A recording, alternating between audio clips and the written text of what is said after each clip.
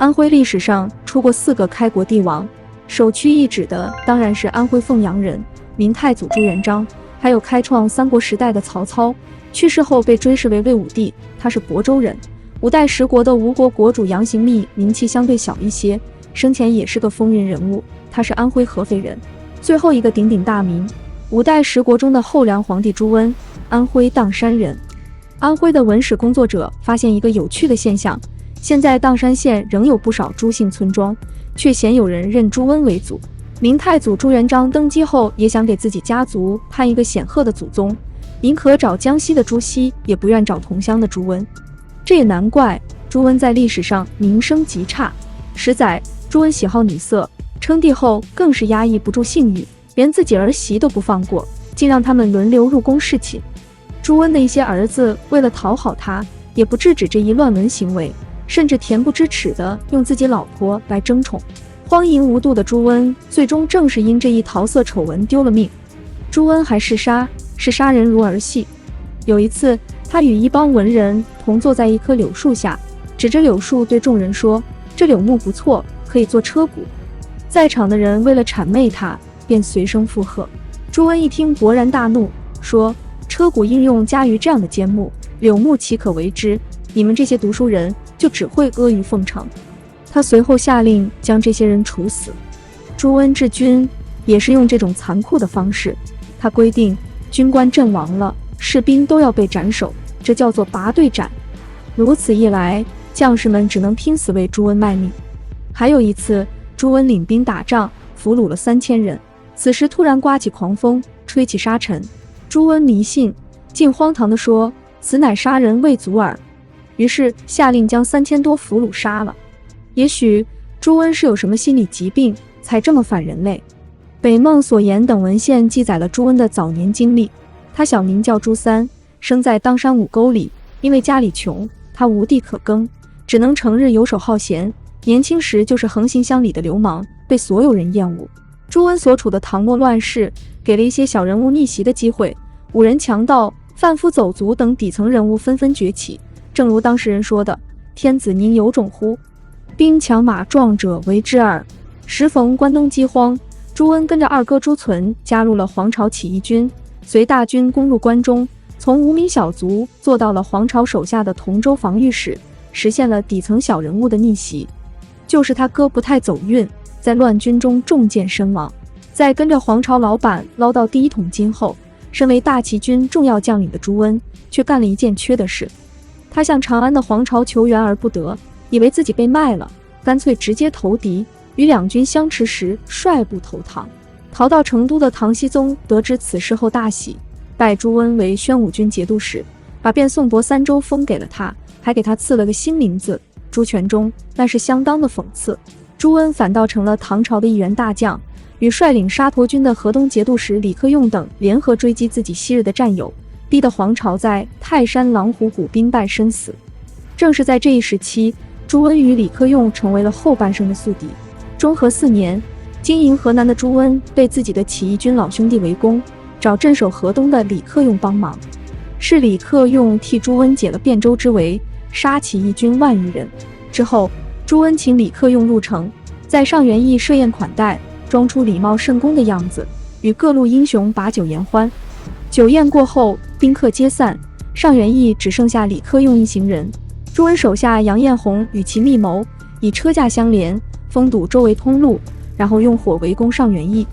正巧那天夜里雷雨交加，浇灭了朱温放的火。李克用被部将用冷水泼脸，惊醒后迅速逃出城，才没让朱温奸计得逞。朱温为了杀人灭口，一箭把同谋的部下杨彦宏射死了。这就是历史上著名的上元驿事件。李克用死里逃生后，上书谴责朱温举兵相攻，朱温却死不认账，把锅都甩给了已被他杀死的杨彦宏，从此两人势同水火。上元驿的一场鸿门宴暴露了朱温膨胀的野心。朱温在与李克用闹掰后，开启了征服之路，他不断与周边藩镇周旋，并发展后方。教员曾评价朱温说，此人处4战之地，与曹操略同，而狡猾过之。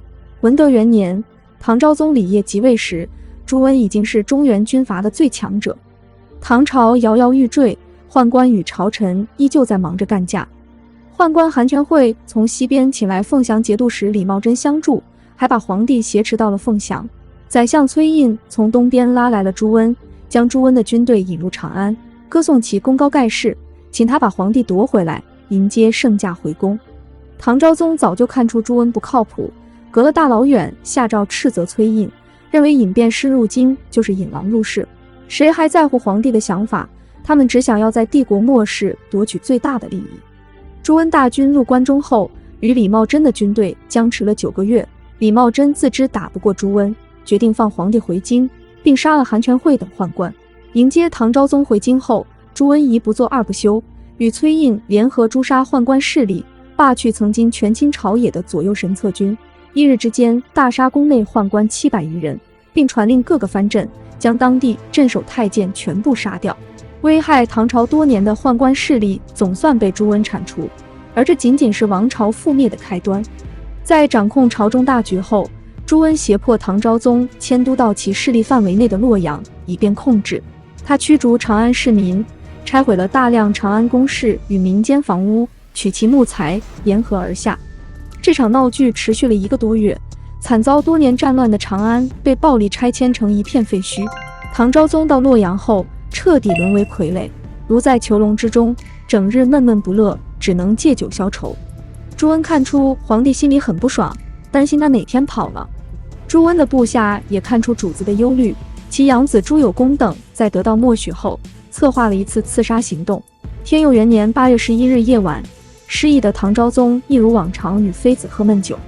朱温的部下率领军队闯进宫殿，唐昭宗已有几分醉意，看到有人携带兵器进宫，急忙起身，穿着单薄的衣服绕住躲藏。宫中的昭仪李建荣以纤弱的身体护住皇帝，当场被刺客杀死。势孤力薄的唐昭宗很快也被追上，死在刺客剑下。朱有功等人自以为立下大功，没想到朱温还要玩假扮忠臣的游戏。朱温暂时拥立幼弟李柱，并以承继之罪处死了朱有功等人。承继是魏晋善代之际的人物，本为曹魏的太子舍人，在魏帝曹髦反抗司马昭时，听从司马氏的号令，用戈刺死了皇帝。之后，司马昭非但不领情，还为了平息众怒，下令将承继处死，灭了他3族。朱有功等人也为了给主子扫清障碍，把自己的命搭进去了。历史就像一个圈，不变的是，宫廷之上永远流淌着鲜血。当初引狼入室的崔胤早已被杀，朝中反抗朱温的大臣不久后也被朱温杀害，仅在白马驿之祸中就有30余名朝臣被杀。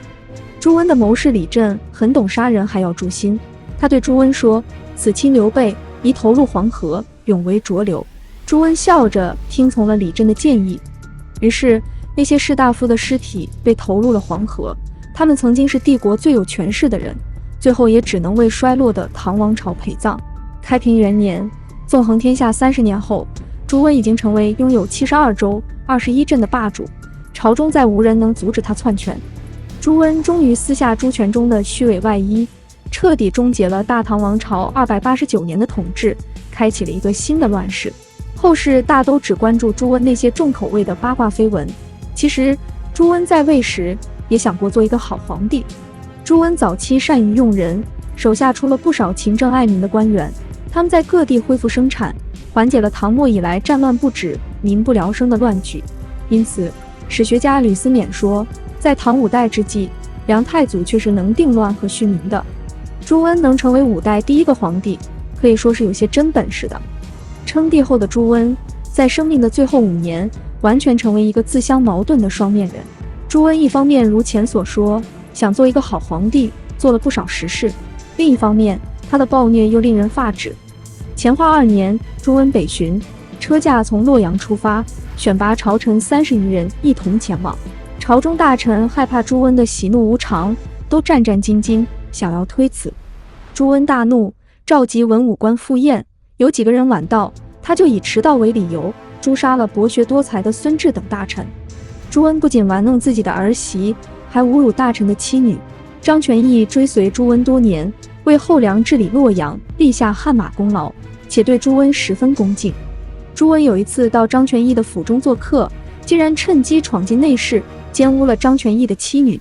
张全义的儿子得知此事后，怒发冲冠，一度要持刀刺杀朱温，被张全义及时制止，只好继续委曲求全。